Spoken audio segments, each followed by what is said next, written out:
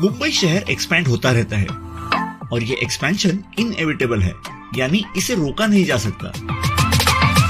अब जबकि मुंबई का कोर यानी सेंट्रल पार्ट सैचुरेट हो चुका है, उसके कारण हमें ये ग्रोथ उसके आउटस्कर्ट्स में देखने मिलती है। शुरुआत में ये साउथ और ईस्ट में नवी मुंबई और बदलापुर साइड एक्सपैंड हुआ। अब अगर और आगे जाए तो लोग कोर मुंबई से कुछ ज्यादा ही दूर जाने लगेंगे, जिसके चलते अब ये एक्सपेंशन नॉर्थ की तरफ पालघर डिस्ट्रिक्ट में हो रहा है। अब जबकि इस डिस्ट्रिक्ट का हेडक्वार्टर पालघर में होना था, तो पालघर की ग्रोथ तो तय थी। एडिशनली बोईसर में महाराष्ट्र की सबसे बड़ी इंडस्ट्रियल एस्टेट यानी तारापुर MIDC और देश का पहला अणु ऊर्जा केंद्र यानी तारापुर एटॉमिक पावर प्लांट भी बसा हुआ है।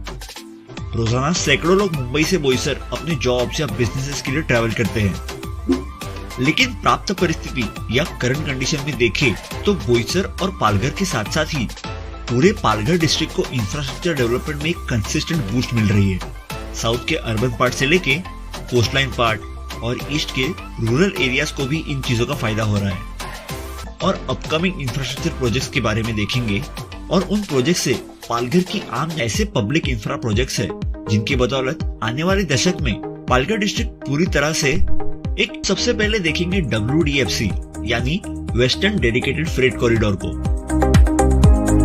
इस प्रोजेक्ट में एक रेल कॉरिडोर खास माल वाहतुक या गुड्स ट्रेनों के लिए बनाया जाएगा। अब आप सोचेंगे भला इससे पालघर डिस्ट्रिक्ट को क्या फायदा होगा?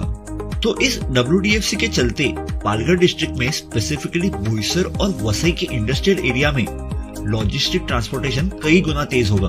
पालघर जिले के इन लोकेशन से देश के विभिन्न हिस्सों से गुड्स और कमोडिटीज का ट्रांसपोर्टेशन ज्यादा तेजी से और आसानी से किया जाएगा। लेकिन अभी कुछ सालों से इसके काम में बहुत तेजी देखी गई है। स्टेशन रहेंगे न्यू पालघर, न्यू सफाळे और न्यू खारबाव। अब लॉजिस्टिक ट्रांसपोर्टेशन के लिए अच्छे रोड होना जरूरी है, तो समय के साथ साथ यहाँ के रोड भी हाई क्वालिटी के बनाए जा सकते हैं।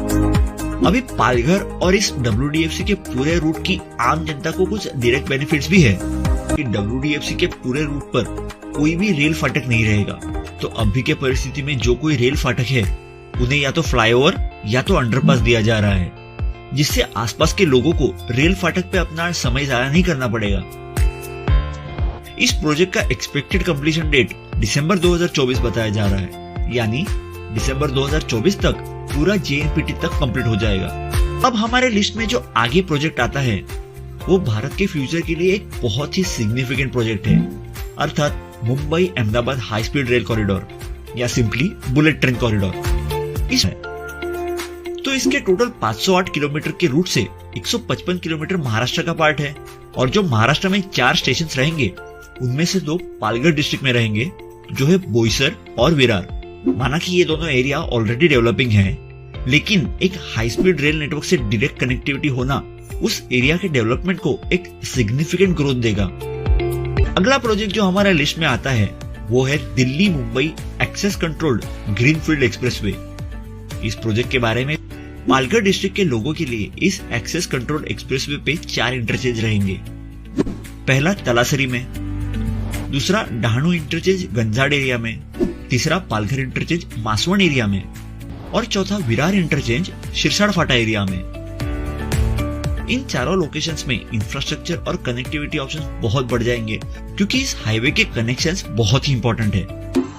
अब जो हमारे लिस्ट में अगला प्रोजेक्ट है वो पालघर डिस्ट्रिक्ट के आम और स्थानीय लोगों के लिए एक बहुत ही बड़ा इम्पैक्ट करने वाला प्रोजेक्ट है।